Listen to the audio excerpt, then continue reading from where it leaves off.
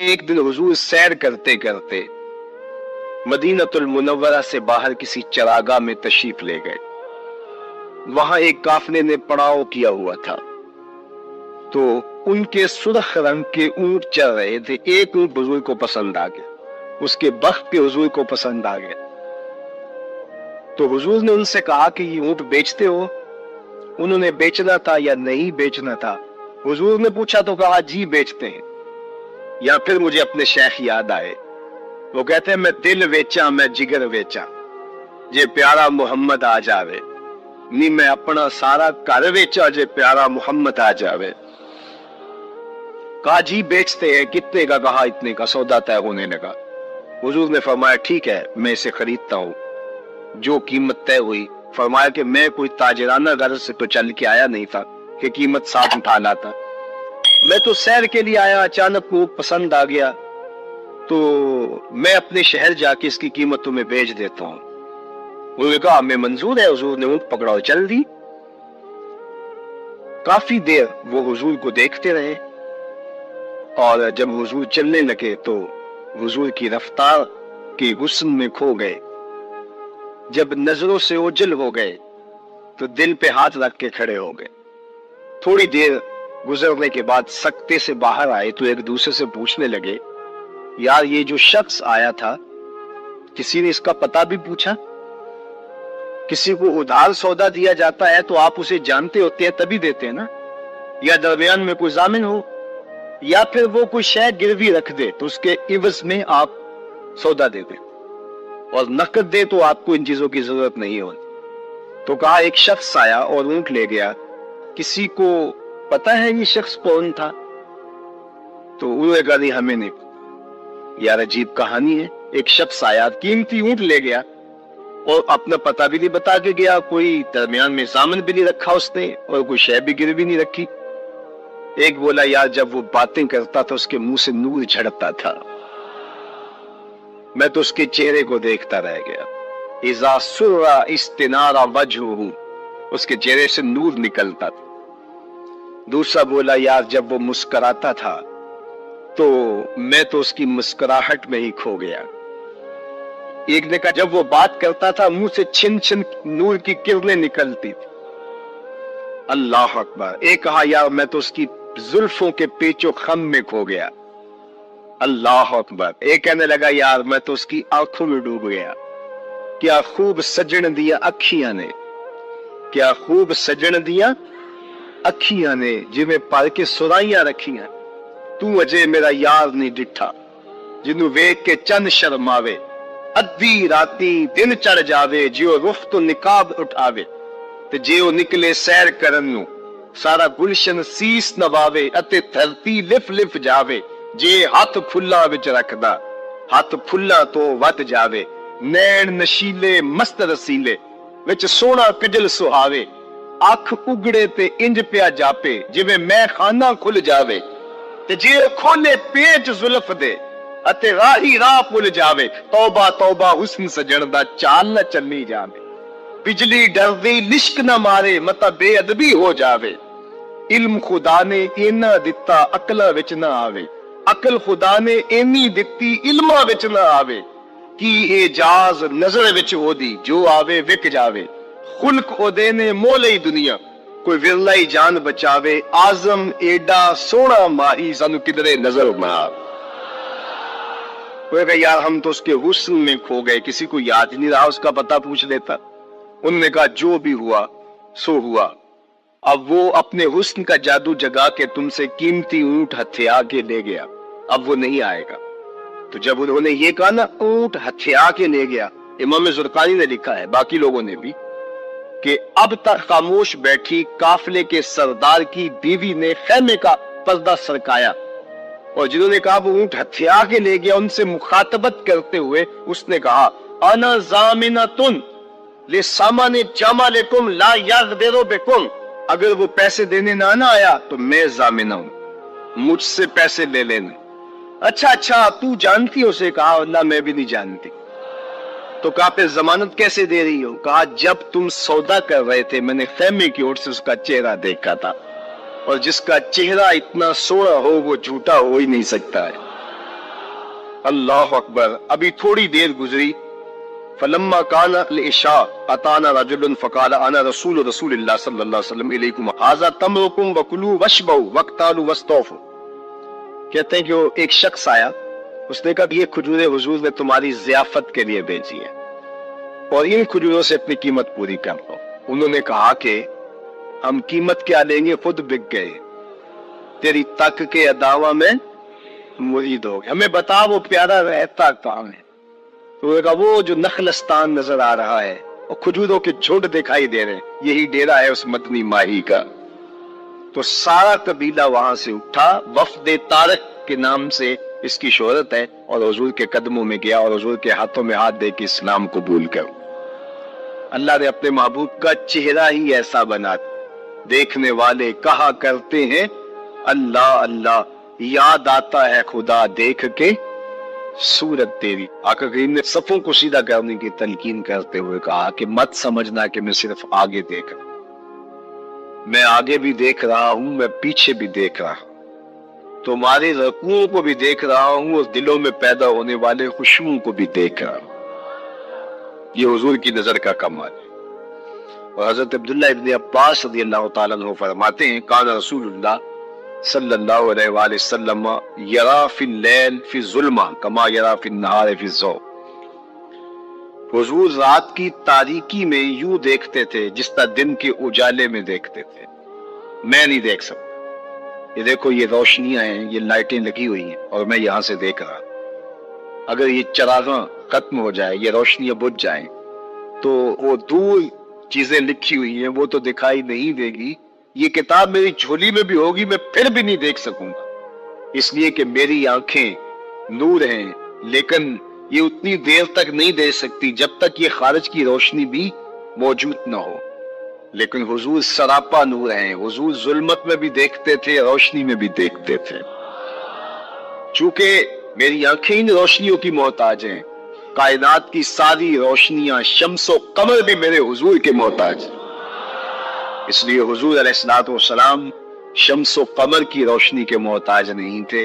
حضور کی مبارک آنکھیں جو ہیں وہ اندھیرے میں بھی دیکھتی تھی اور حضور کی آنکھیں روشنی میں بھی دیکھتی تھی. آقا کریم علیہ السلام نے ایک موقع پہ ارشاد فرمایا وَإِنَّ مَوْعَدَكُمُ الْحَوْضُ وَإِنِّي لَأَنظُرُ إِلَيْهِ مِن مَقَامِي هَذَا. بخاری مسلم باقی کتب حدیث میں موجود ہے. فرمایا کہ تمہارا جو حوض کوثر پر وعدہ ہے جہاں میں تمہیں جام بھر بھر کے دوں گا, فرمایا میں یہاں کھڑا ہوں اور یہاں کھڑے ہو کے اس کو دیکھ رہا. حضور یہاں کھڑے ہیں اور وہاں دیکھ رہے.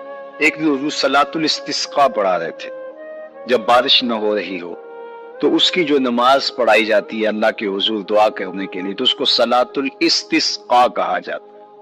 ام المومنین سیدہ عائشہ رضی اللہ تعالیٰ عنہا سے مروی ہے.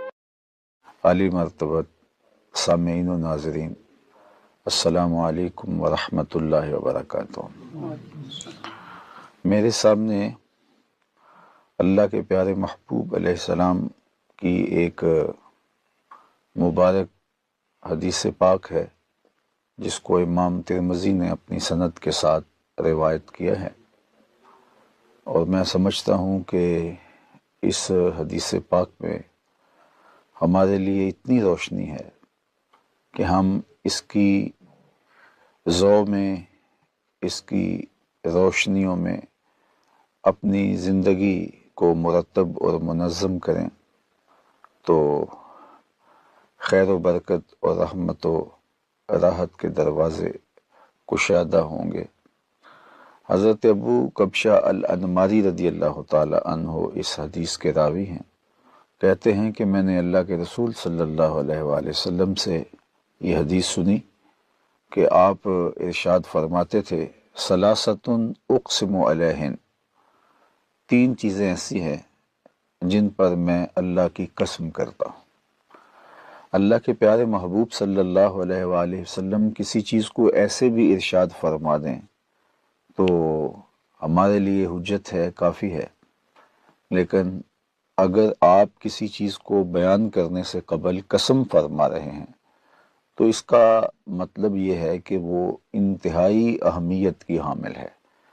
اور آقا کریم علیہ السلام کی آرزو ہے کہ ہم پوری توجہ، پورے انہماک کے ساتھ اس کو سنیں بھی، سمجھیں بھی اور اس پر عمل پیرا بھی ہوں۔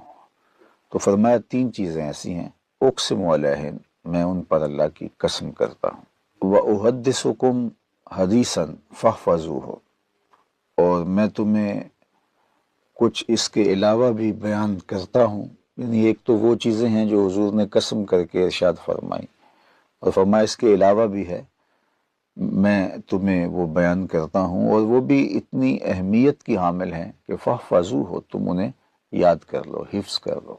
اللہ کے محبوب علیہ السلام نے ہمارے سامنے 7 چیزیں بیان فرمائیں، ان میں سے 3 کو بیان کرنے سے قبل قسم ارشاد کی، اور اس کے بعد جو 4 چیزیں ہیں فرمایا کہ وہ اس قدر اہمیت کی حامل ہیں کہ تم ان کو بھی اچھی طرح یاد کر لو، ضبط کر لو، انہیں محفوظ کر لو۔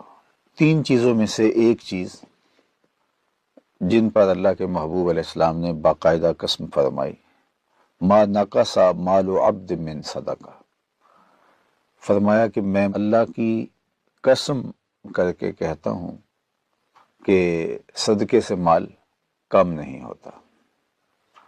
بظاہر لگتا ہے کہ 100 میں سے 10 نکال دیں گے تو باقی 90 بچیں گے، آپ کا کیلکولیٹر بھی آپ کو حساب یہی دیتا ہے کہ اتنے سے اتنے منہا کرو گے تو باقی اتنے رہ جائیں گے، لیکن اگر وہ نکالے جانے والے صدقے کی مد میں نکالے گئے ہیں تو یہ ذہن نشین کر لیجئے کہ مال میں کمی نہیں آتی۔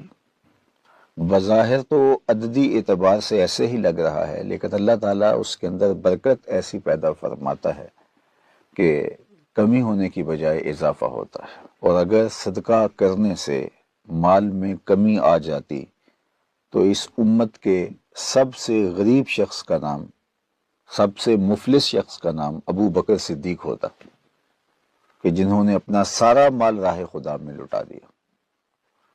تو صدقے سے مال گھٹتا نہیں ہے، صدقے سے مال کم نہیں ہوتا، بلکہ اللہ صدقے کے ذریعے سے مال میں برکت پیدا کر دیتا ہے اور اضافہ فرماتا ہے۔ دنیا کے اوپر بھی ہمیں دیکھنے کو ملتا ہے کہ راہ خدا میں بانٹنے والے، صدقہ و خیرات کرنے والے آسودہ رہتے ہیں اور ان کے اموال میں کمی نہیں آتی، لیکن جو اجر، جو صلہ، جو برکتیں اور جو اللہ اس صدقے کے صلے میں آخرت میں انہیں عطا فرمانے والا ہے، وہ تو کسی ترازو پہ نہیں تولا جا سکتا۔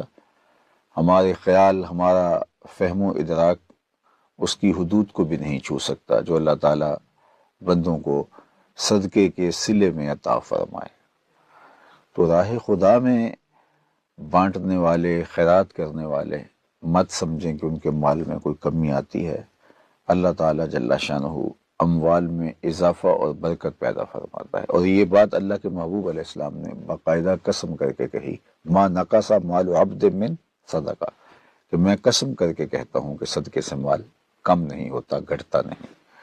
دوسری بات ارشاد فرمایا کہ ولا ظلم عبد مظلمۃ فصبر علیہا الا زادہ اللہ عزا، کہ جب کوئی شخص ظلم کو سہ جاتا ہے اور اس کے مقابلے کے اندر اس طرح کا رد عمل نہیں دیتا تو بظاہر تو ایسا لگتا ہے کہ اس شخص نے کمزوری دکھائی، لیکن امن عامہ میں خرابی پیدا نہ ہو اور ماحول میں تلخیاں نہ آئیں تو بعض اوقات اپنے رشتہ داروں سے، اعزاء و اقربا سے، دوستوں سے ہم بہت ساری چیزیں برداشت کرتے ہیں، تو اب لگتا یہ ہے کہ شاید اس نے یہ چیز برداشت کر لی، کسی نے سخت بولا تو گوارا کر لیا، کسی نے زیادتی کی تو گوارا کر لیا، تو یہ تو رسوا ہو گیا۔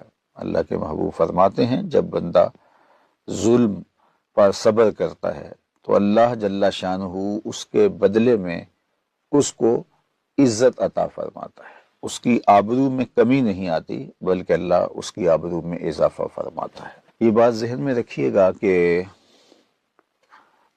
ذاتی طور پہ جو ہمیں تکالیف پہنچتی ہیں معاشرے کی جانب سے، لوگوں کی جانب سے، اس کو سہ لینا یہ بڑی بات ہوتی ہے۔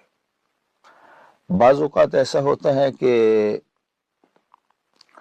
لوگوں پر جور و ظلم اور جبر کے بازار گرم ہو جاتے ہیں تو اس کے خلاف کھڑا ہونا ہوتا ہے تاکہ ظلم اور جور اور جبر ختم ہو جائے، وہ ایک الگ چیز ہے اور اس کی بھی ہمیں ترغیب دی گئی ہے۔